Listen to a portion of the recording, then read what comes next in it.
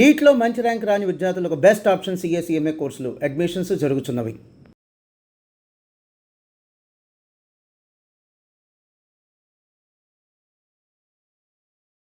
మీ సినిమాలన్నీ దైవికంగా వచ్చినవన్నీ ఆడడం అంటే సినిమాలు సెలబ్రేట్ తర్వాత ఏంటంటే నాగేశ్వరరావు గారు, శోభన్ బాబు గారు, నేను మా అందరిది ఒక కేటగిరీ ఫ్యామిలీ ఓరియంటెడ్ సినిమాలు కూడా. అంటే కుటుంబ సమేతంగా అందరు కలిసి కూర్చొని చూసే సినిమాలు. అవును. అమరావతి అనేటప్పటికేమో జానపదాలు ఇవి అనేది ఒకటి చూస్తే మాస్ ఇవన్నీ. అవును. మరి కృష్ణ గారు అనేప్పుడు మొదటి నుంచి కూడా యాక్షన్ హీరో. అవును. Action hero, dashing and daring hero. అవును. అసలు ఎవడో చేయని అని సినిమాస్కోప్ అనేది ఏంటో తెలియదు, 70mm ఏంటో ఏమిటో తెలియదు, యాక్షన్ సినిమాలు ఏంటో తెలియదు. ఇలాంటి కానీ మీరిద్దరూ కలిసి చదువుకోవడం, క్లాస్మేట్స్, బెంచ్ మేట్స్, అన్ని మేట్స్, మీరు ఎన్ని మేట్స్ ఉంటే అన్ని. మరి ఏ రోజైనా అసలు కృష్ణ గారిలో ఈ రకమైన యాంగిల్ మీకు కనిపించిందండి? తొలి రోజుల్లో ఆయన చాలా అమాయకంగా కనిపించేది. అదే చెప్తున్నా, చాలా అమాయకంగా ఉండేవాడు. మనిషి బాగా అద్భుతమైన కలర్ కదా, తెల్లగా ఉండేవాడు. మంచి గిరదాలు జుట్టు కూడా బాగా ఒత్తుగా ఉండేది. చాలా అందంగా ఉండేవాడు. ఆయన తెనాలి కాలేజీలో సీటు రాక తను అడిగిన గ్రూప్ ఎంపీసీ గ్రూప్ ఏలూరులో వస్తే ఇక్కడికి వచ్చి జాయిన్ అయ్యాడు. ఓకే. సో అందరూ కొత్త, ఎవరో తెలియదు. ఆయనకి తెలిసేది పట్టమంటే ముఖర్జీ గారు వాళ్ళ అక్కగారి ఊరు ఆ ఊరే కాబట్టి ఆయన తెలుసు. మల్లెపూ ముఖర్జీ గారు. ఓకే.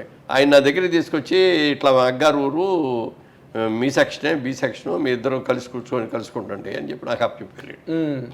అక్కడి నుంచి మీ ఇద్దరం కూడా ఫ్రంట్ బెంచ్ స్టూడెంట్స్ మేము. ఓకే. పక్క పక్కన కూర్చునేవాళ్ళం. అల్లర్ బ్యాచ్ అందరం అనుకుండేవారు. కొంచెం క్లాస్ స్టూడెంట్స్ అందరినీ కూడా ముందు కూర్చోబెట్టారు. అట్లా తెలుసు. ఓకే. అప్పుడు కూడా సినిమాల గురించి పెద్ద అనేవాడు కాదు. కానీ నాగేశ్వరరావు గారిది వజ్రోత్సవం జరిగింది. 60 సినిమాలు పూర్తయిన టైంలో ఏలూరు కాలేజీలో ఆయన నన్ను పెకెట్ శివరాం వచ్చారు. సో మా కాలేజీ ఆడిటోరియంలో ఆయన మాట్లాడటం, ఆ క్రేజు, పిల్లలందరూ ఎగబట్టడం ఇవన్నీ చూసి కృష్ణ గారికి అప్పుడు వచ్చింది ఆలోచన. ఓకే.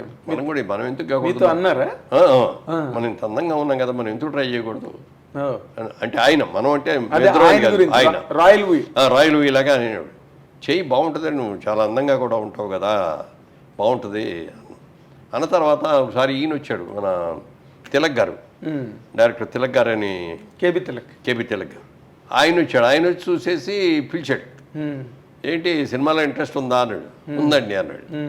సరే, నేను ఇప్పుడు సినిమా జరుగుతుంది, ఇది అయిపోయిన తర్వాత మళ్ళీ నెక్స్ట్ సినిమా మొదలెట్టేపటికి ఇస్తాను అని అడ్రస్ ఇచ్చి నువ్వు వచ్చి కలువు నన్ను అన్నాడు. ఈ లోపల అదే సినిమా అతను డిగ్రీ పూర్తి చేశాడు, నేనేం ఫెయిల్ అయ్యాను, బయటకు వెళ్ళిపోయాను. అతను డిగ్రీ పూర్తి చేసి స్టూడెంట్ అండి కృష్ణ గారు కూడా యావరేజ్ స్టూడెంట్ అయితే ఎప్పుడైతే తిలక్ గారు కూడా అన్నారో బాగా యాక్టర్ అయిపోవాలని విపరీతమైన కోరుకుండేది. అప్పుడు అనేవాడు, పెద్ద యాక్టర్ని అయిపోవాలి, పెద్ద థియేటర్, వాళ్ళ ఊర్లో గైటీ థియేటర్ అని ఉండేది. ఆ గైటీ థియేటర్లుగా పెద్ద థియేటర్ కట్టాలి, మంచి పడవ లాంటి కారు కొనుక్కోవాలి, ఇవన్నీ అనేవాడు. ఓకే. ఎంత అన్నా కూడా మాలాంటి వాళ్ళు వెరీ ఫ్యూ వాళ్ళ దగ్గర తప్ప ఇంకోళ్ళ దగ్గర మాట్లాడేవాడు కూడా కాదు. అసలు మామూలుగానే తక్కువ మాట్లాడేవాడు.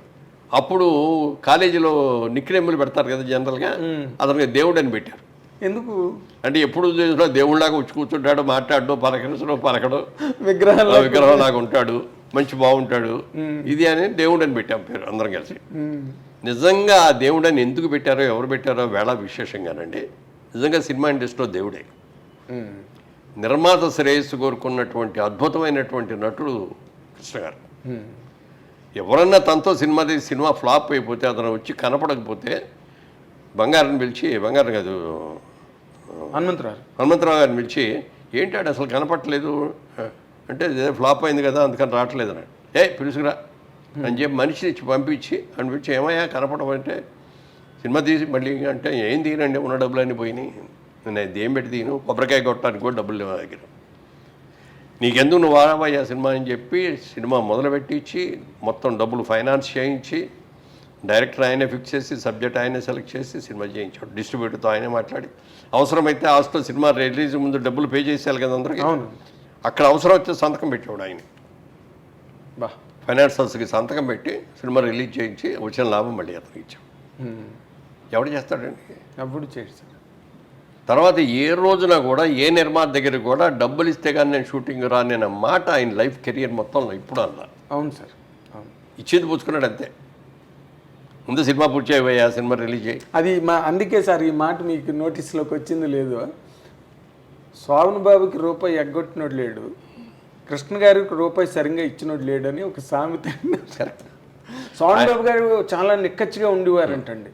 డబ్బులు తెచ్చకపోతే షూటింగ్ నో. అంటే ఆయన ఎందుకు అంత గట్టిగా అనాల్సి వచ్చిందంటే ఆయన భూములు కొంటాడని చెప్పాం కదా. అవును. ఈ సినిమా ఉంది, మల్లెపూ సినిమా చేస్తున్నాం, లేకపోతే మానవుడు దానవుడు సినిమా చేస్తున్నాం, ఈ సినిమా ఇంత రెమ్యునరేషన్ ఇస్తారు, ఈ నెల ఇంత వస్తే ఈ నెల ఇంత వస్తే ఈ డబ్బుని ఎక్కడ ఇన్వెస్ట్ చేయాలి అనేది ప్లాన్ దాని మీద గీసేసుకునేవాడు.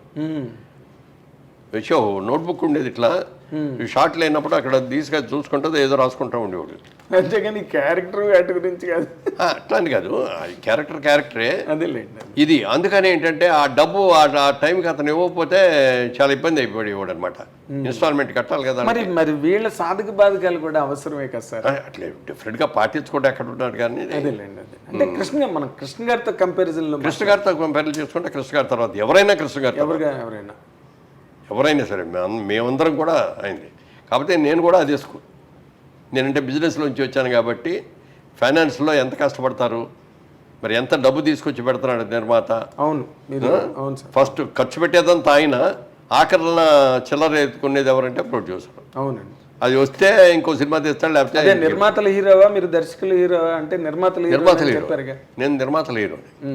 అందుకని ఆ కష్టకాలు తెలుసు కాబట్టి నేను ఏ రోజున కూడా డబ్బులు ఇస్తే రాను అనే మాట అనలా. ఓకే, ఇచ్చింది తీసుకున్నా. అదే పైగా మీరు కృష్ణ గారి ఇన్ఫ్లుయెన్స్ క్లాస్మేట్స్ కూడా కదా మీ ఇద్దరును. అంటే కృష్ణ గారి తాలూకా ఈ ట్రాజెక్టరీ ఏదైతే ఉందో, ఆయన వస్తూనే మోసగాడు చేసేయడం, వస్తూనే ఇంకేదో చేసేయడం, వద్దంటుంటే అల్లూరి సీతారామరాజు తీసేయడం, అసలు అవన్నీ చూస్తే మీకు ఎలా అనిపించింది? అంటే ఆ కృష్ణ ఈ కృష్ణ ఒకటేనా? అదే అన్న, కాలేజీలో ఉండేవాడు, నోట్లోంచి మాట కూడా బయటకు వచ్చేది కాదు. మాట్లాడటం కూడా సినిమా షూటింగ్లో తెగ మాట్లాడేసేస్తూ ఉండేవాడు బయట. అవునండి, బయట కూర్చోగానే ఏ సినిమా రిలీజ్ గానే ఇది ఫస్ట్ డే ఎంత వచ్చి, సెకండ్ డే ఇది ఎంత ఎంత ఎంత బిజినెస్ చేస్తే ఇవన్నీ చెప్తూ ఉండేవాడు. అవును, అందరు కలిసి చూడేవారు, అందరు కూర్చొని నవ్వుకుంటూ ఉండేవారు. అసలు హుషారుగా ఉండేది. ఆయన సినిమా అయినా రోజు బ్రహ్మాండంగా ఉంది నాగేంద్ర మన సినిమా అన్నాడు. అంటే అనుకున్నాను, ఓకే సార్ కంగ్రాచులేషన్ సార్ అన్నాను. మర్నాడే కలిసాను నేను, జరిపోయింది 70mm మెడ్రాస్లో. మొన్న ఇలా సెట్లకు వెళ్ళగానే, నిన్న చెప్పిన రిపోర్ట్ తప్పయ్యా నాగేంద్ర, మన సినిమా ఫ్లాప్, డబ్బాలు పంపించేస్తారు చెప్పాడు. నాకు ఎలా రియాక్ట్ అవ్వాలి, ఎంత బాగా చెప్పుకునేవాడు, కూడా అంత ధైర్యంగా చెప్పేవాడు. అవతల వాళ్ళ సినిమా కూడా ఈ సూపర్ బ్రదర్స్ అని AVS డైరెక్ట్ చేసిన సినిమాకి చిరంజీవి గారును కృష్ణ గారు ఇద్దరు గెస్ట్స్గా వచ్చారు, చీఫ్ గెస్ట్లుగా. అయిపోయిన తర్వాత బయటకు వచ్చి కూర్చున్న తర్వాత చిరంజీవి గారిది అది అప్పుడు ఏదో మాస్టర్ ఏదో సినిమా రిలీజ్ అయింది సార్. అప్పుడే మాస్టర్ రిలీజ్ అయితే మొత్తం టౌన్ రికార్డులన్నీ చిరంజీవి గారికి చెప్పారండి కృష్ణ గారి పక్కన కూర్చుని. ఏ సినిమా అనకాపల్లి దగ్గర నుంచి అంటే ఫింగర్ చిరంజీవి గారు అయితే మీరు నమ్మరు, ఆశ్చర్యపోయారండి. అని ఇటే ఆయన మెమొరీ, అసలు కృష్ణ గారి మెమొరీ అని. సో ఆయన తరతన భేదం లేదండి, ఫెయిల్యూర్ అయినా ఎదుటి వాళ్ళు సక్సెస్ అయినా ఆయన సమానంగా చూడగలిగారు. బట్ మీరు ఒక ఆర్టిస్ట్గా ఒక అల్లూరి సీతారామరాజు లాంటి ఒక క్యారెక్టర్ చేసిన ఏది రామారావు గారే మళ్ళీ కమర్షియల్గా ఇది అవ్వదు అని చెప్పి మానేశారండి. కృష్ణ గారు తీద్దాం, అప్పుడు కృష్ణ గారికి రామారావుకి మంచి ఇది ఉండేది, అండర్స్టాండింగ్. ఈయన సినిమాలు కూడా చేశాడు కదా, దేవుడు ఎన్ని చేశాడు కదా. మొదలు పెట్టినప్పుడు వెళ్ళి అడిగాడు కృష్ణ గారు, ఏమంటే మీరు అల్లూరి సీతారామరాజు గారు తీద్దామని అనుకున్నారు కదా, స్క్రిప్ట్ అవన్నీ కూడా మీరు రెడీ చేశారు, తీస్తున్నారా అని అడిగాడు. అది కమర్షియల్గా వైబుల్ అవుదయ్యా, అందుకని ఆలోచిస్తున్నాను ఏం చేద్దామని అన్నాడు. మీరు కనుక డ్రాప్ చేశాను అనుకునేటైతే నేను తెద్దామని ఉందండి అన్నాడు. కృష్ణ నువ్వు అనవసరంగా చేతులు కాల్చుకుంటూ వద్దు అని చెప్పాడు ఆయన. డబ్బులు పోతాయి, అది కమర్షియల్లోగా ఇదయ్యేది కాదు సినిమా. ఏదో అడవుల్లోకి పారిపోతాడు, ఏమవుతాడు ఎంతసేపు ఆ బాణాలు, ఈయన యాక్షన్ సినిమాలో చేసాడు పెద్ద గన్లు మిషన్లు గన్లు ఏముండవు, బాణాలు వేయటమే కదా అన్ని సార్. పెద్ద డ్రెస్సింగ్ లేవు, డ్రీమ్ సాంగ్లు లేవు, ఏం లేవు. దానికి ఆయన ఏంటంటే సినిమా స్కోప్లో తీసేసి మొత్తం అవుట్డోర్ తీసుకెళ్ళి చింతపల్లి ఫారెస్ట్ల దగ్గర పెట్టేసి అందరు క్యాంప్ అక్కడ పెట్టేసేసి అట్లా. ఆ డైరెక్టర్ కూడా మొదటి రోజే హార్ట్ అటాక్ వచ్చింది రామచంద్రరావుకి. వస్తే ఏం చేయాలని తెలియకపోతే ముందు హాస్పిటల్కి తీసుకెళ్ళిపోండి, వైజాగ్ అక్కడికి తీసుకెళ్ళి ఇది చేశారు. అప్పుడు అక్కడి నుంచి దగ్గర కదా, దగ్గరికి. అక్కడ చేసి వెళ్ళేటప్పుడు రామచంద్రరావు గారు మీరేం కంగారు పడకుండా వెళ్ళండి, ఎవరిని మీరు చేసుకొని మీరే తిరిగి వస్తారు, మీరు తిరిగి వచ్చేవరకు నేను డైరెక్ట్ చేస్తానండి అన్నాడు. అప్పుడు దాకా డైరెక్షన్ కూడా తెలియదు వీరికి. ఓకే. కాకపోతే అంటే దాంట్లో సబ్జెక్ట్ అంతా కూలంకషంగా ఏ టు జడ్ తెలుసు కాబట్టి, అదే మొదలు పెడుతున్నాడు కాబట్టి ఆయన చేయటం మొదలెట్టాడు. మొదలు పెట్టేసాడు. సినిమా డైరెక్టర్ ఎవరు పేరంటే ఆయన పేరే వేసాడు. అవునండి, వి రామచంద్ర గారి పేరే ఉంటుంది. ఆయన తర్వాత వచ్చి అసలు తగ్గి ఆయన వచ్చి మళ్ళీ షూట్ చేయలే.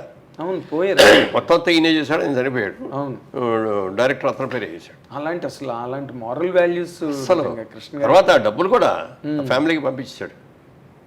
సినిమా మొత్తం డైరెక్ట్ చేస్తే ఎంత ఇస్తాడో ఆ అమౌంట్ అంతా కూడా ఇచ్చి పంపించాడు. గ్రేట్ కదా సార్ నిజంగా. అందుకే అన్నది నిజంగా ఇండస్ట్రీలో దేవుడు అంటే దేవుడే. అవి ఎవరు పెట్టారండి కాలేజీలో ఆ పేరు దేవుడు అని అతనికి? నేను మాత్రం పెట్టలేదు, కానీ ఎవరు పెట్టారు చాలా ముందు చూపుతో పెట్టాడు అనిపించింది. నిజంగా అంటే దేవుడు అన్న పేరు దేవుడే పెట్టాడేమో అనిపిస్తుంది. లేకపోతే అసలు అలాంటి ఆలోచన ఇప్పుడు ఏదో బొంగమూతనో ఏదో జడ్డివాడో ఇలాంటివే పెడతారు, కానీ దేవుడు అని పెట్టడం ఏంటి సార్? అంటే తెల్లటి బట్టలు వేసుకొని చక్కగా అందంగా ఉండి వైట్ డ్రెస్ వేసుకుని, వైట్ డ్రెస్ ఎక్కువ వేసేవాడు. మంచి జుట్టు, గిరదాల జుట్టు చాలా బాగుండేది అప్పుడు. తర్వాత ఊడిపోయింది కానీ. అవును, మీ అందరికీ ఊడిపోయింది. అసలు అక్కడికి వెళ్ళింది రామారావుది ఎంత పెద్ద జుట్టు అండి, ఎందుకు బ్రహ్మాండం. నాగేశ్వరరావుది దొంగరాముడు సినిమాలో మంచి హెయిర్ స్టైల్, సోహన్ బాబు గారిది మీ అందరిది. కానీ బట్ ఆ విగ్గులు పెట్టేసి ఆ విగ్గులు పెట్టంగానే ఏమవుతుందంటే లోపల చెవట్లు పట్టేస్తాయి.